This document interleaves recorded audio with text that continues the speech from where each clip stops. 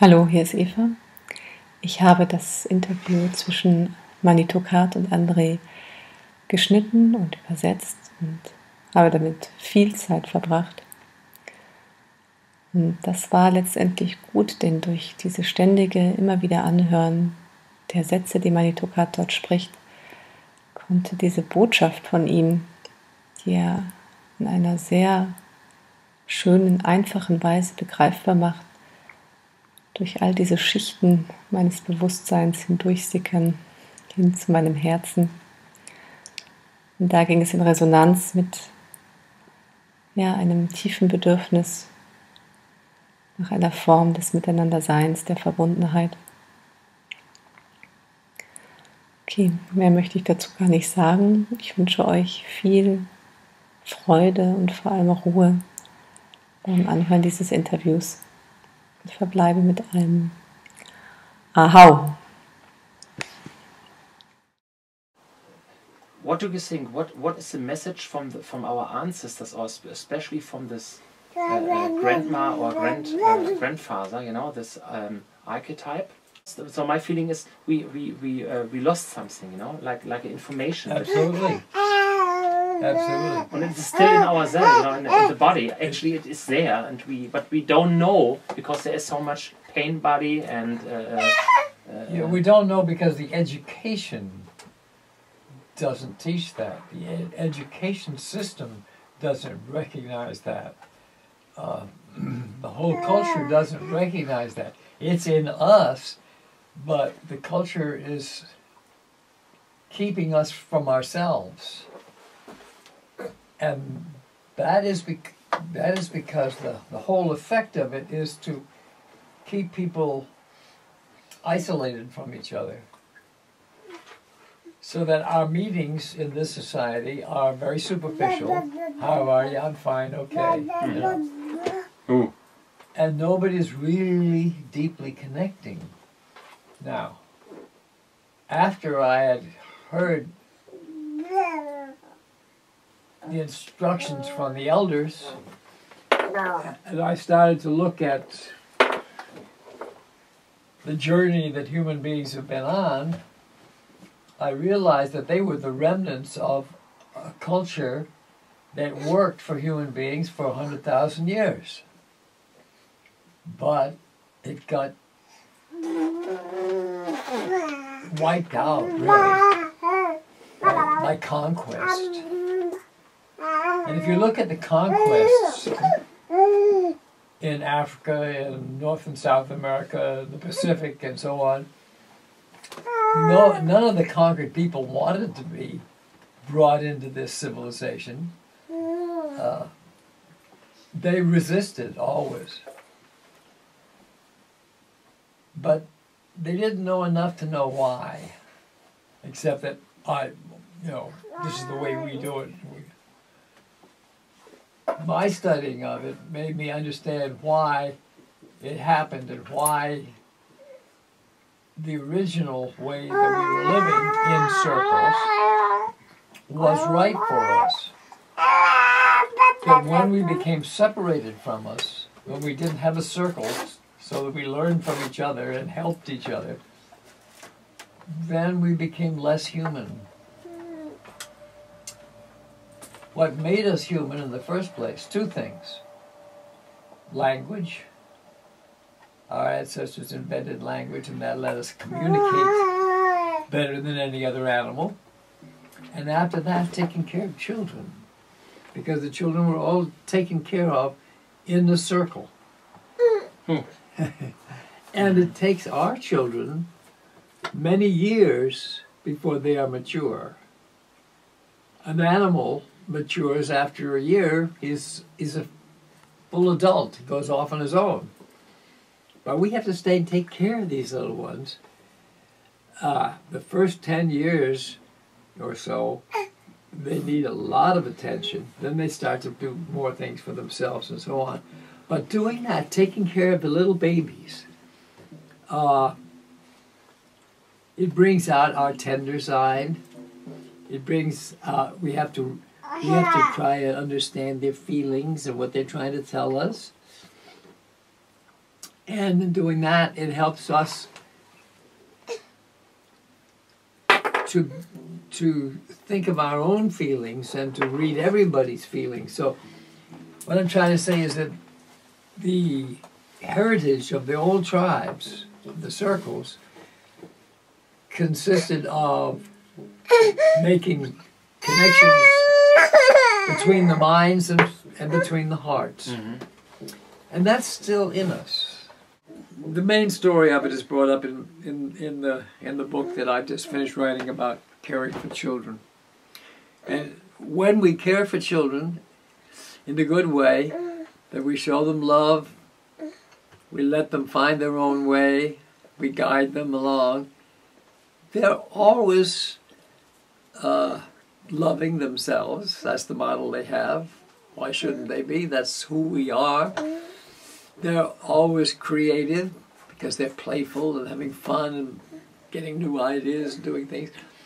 A society of children being brought up the way these children here are, it's going to be very different from the kind of society that exists that we grew up in, where our parents didn't understand that. So it's a big step that we're understanding new things about ourselves and treating each other differently and treating our children differently. I think there is like a boundary, especially for me as man, to the male side. How does it really feel to feel connected from the heart? Did you feel that boundary with your grandfather? I don't know him really. I was really little when he was died. Oh, okay. But I think there is a big wish and ask for this blessing, that the blessing comes through you. And I think it has something to do, especially for us as well, to come in peace with our heart and with our own purpose. Well, that's a cultural thing, because of the way that you were treated by your parents and your culture. I was very close to my grandfather all the time. I think that the way we lived was natural. We honored our elders, not because somebody told us to, because we were close to them, because they loved us. And we respected and took care of the little children, not because anybody said, this is the way you have to do it, but just because that bond that we have from the heart. I want to find out for myself why there is no really contact. You know, when I think on my line, on my ancestors, they're far. Feels like far away. Well, but it comes something. Just look into the history of the world, and you see where that's broken down. It broke down when the circle broke. And the circle broke the first time when civilization was born. When civilization was born because there was a surplus of food after the invention of agriculture. And whenever there's a surplus of food, population expands. And they expanded faster than ever.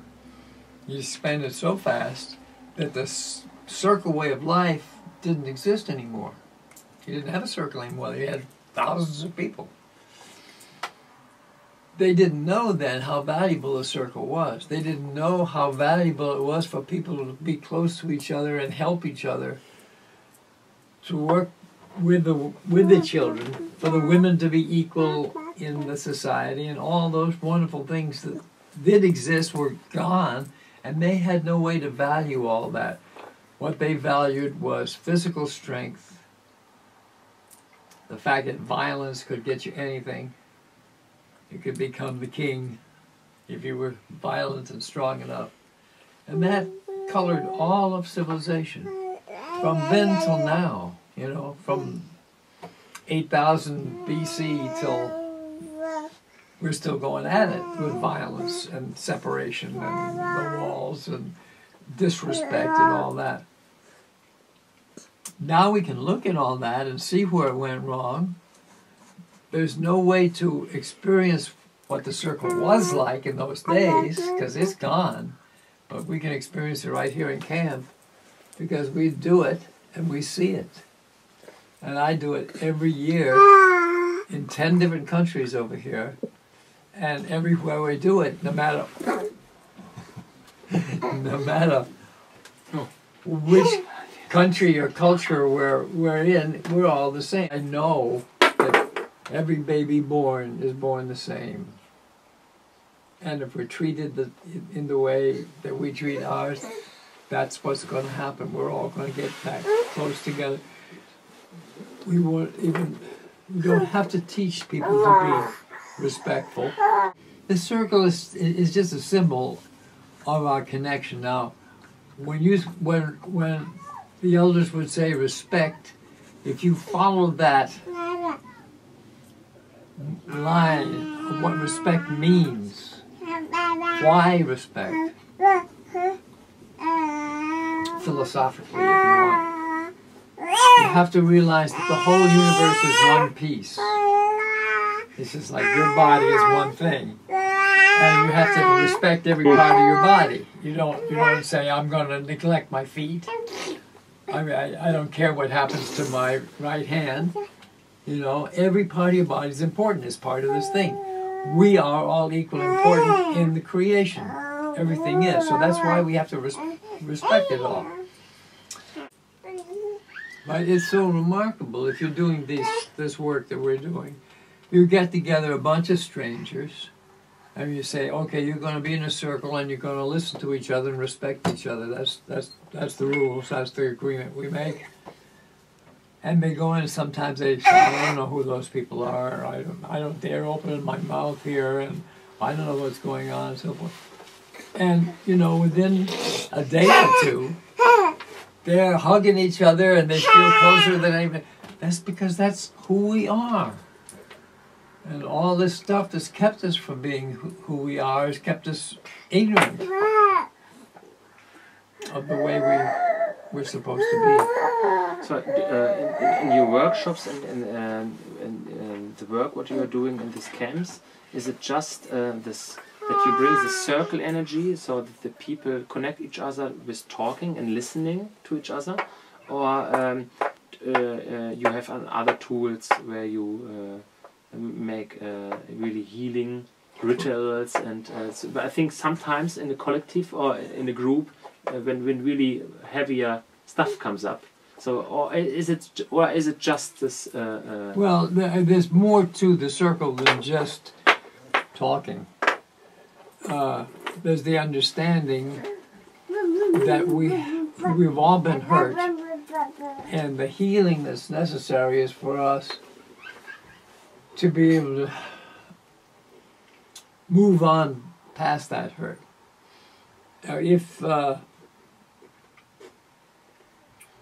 If you cut yourself, that hurt will heal eventually, but you need to kind of pull it together so that it'll heal in a good way. But it will not normally heal itself if you give it attention, keep it clean, and so forth. When we're hurt emotionally, we'll also heal, but we have to be able to let out the bad stuff. Just like you have to clean the wound, get the dirt out. You have to clean out the stuff that happened to you. Okay, good. And if you don't get a chance to do that, it stays there, and it makes you, you could say, makes you sick.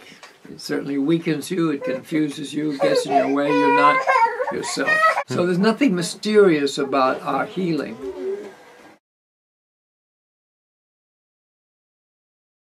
Next year you have a big thing with the Eco Village. Yep. So you have big programs, no? Mm-hmm. Yes.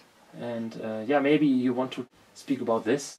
Well, I think the Eco Village is a result of people understanding more about how we are to live on this earth, understanding more about our relationship to nature, to energy, to human beings and animals and all that, and they want to live in a different way, more respectful, you might say, to the earth, to all life, and to each other, and to the children. So that's the thrust of these eco villages, the one place that they have not explored enough, in my opinion, is in their relationships with each other. Because as I visit eco villages and communities around, I see that they still struggle with understanding what's going wrong between people. There's still barriers between people and so forth. And yeah, what kind of barriers? They don't have the tool for coming close to each other and understanding their nature and how to work with that we're working with in the circle way. That's why I want to present this offering to these other communities that I have worked with for years. And I keep mentioning it, but they haven't paid attention yet. But individuals coming from all over come into the camp, and I see what happens to them in their lives and how community blossoms here. When comes the point where the heart can really open for that I can really see another person? When you do just what we do here, you put people together and you say the agreement is we listen to each other and we try to help each other. We understand that our reason for being here on the earth is to be helpful.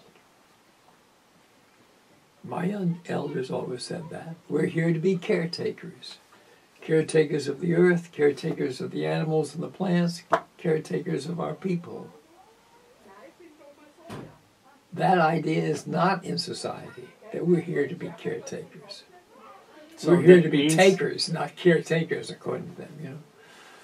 And that means when I'm doing this, that I'm open my space for more Mother Earth, for the people, so that I'm a caretaker. Mm-hmm. So that means this is the essence from this circle energy. So this is one step into this. The circle just allows that to happen.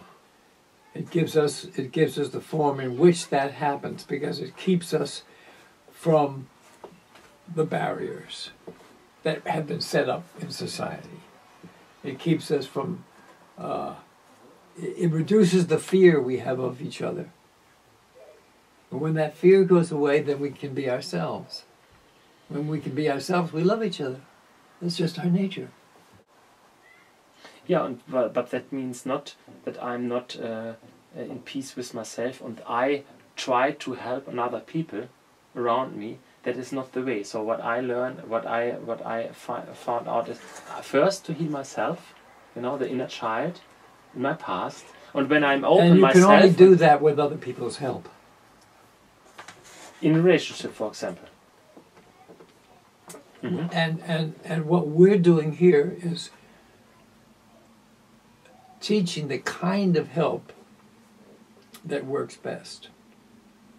The kind of help that works best is non-judgmental, non-critical, non-analytical.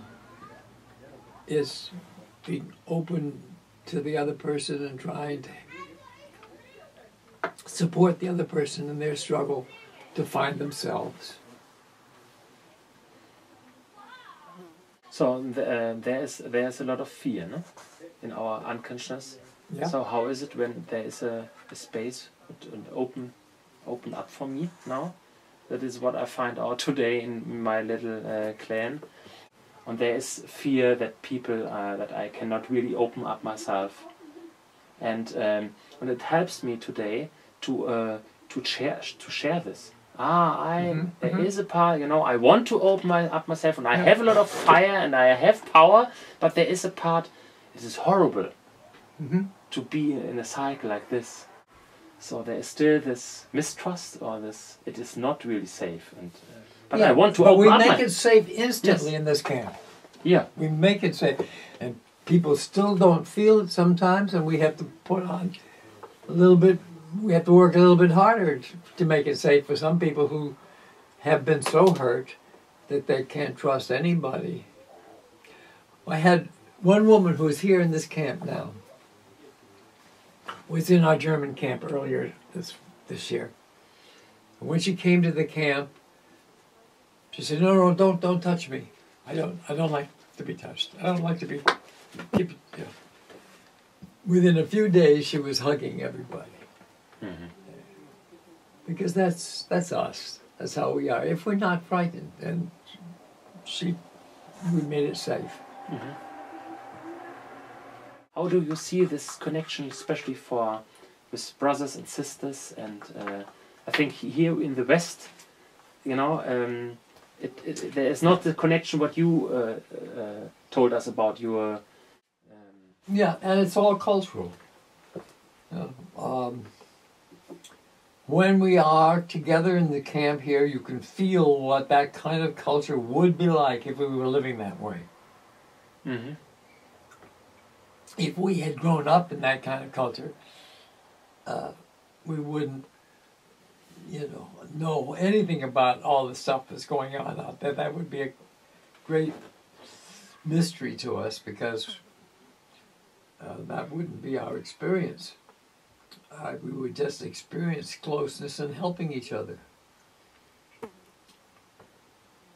Whatever you grow up in feels like existence. It feels like reality, but it may not be. There's a writer. He died a few years ago, but he told a story about a couple of young fish swimming, and an old elder fish goes by and says, "Hello, boys, how are you? How's the water?" And they say, "Fine, good."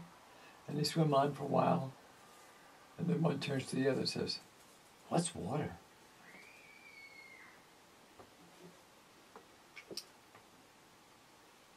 You only know, So I mean, that's kind of how we are.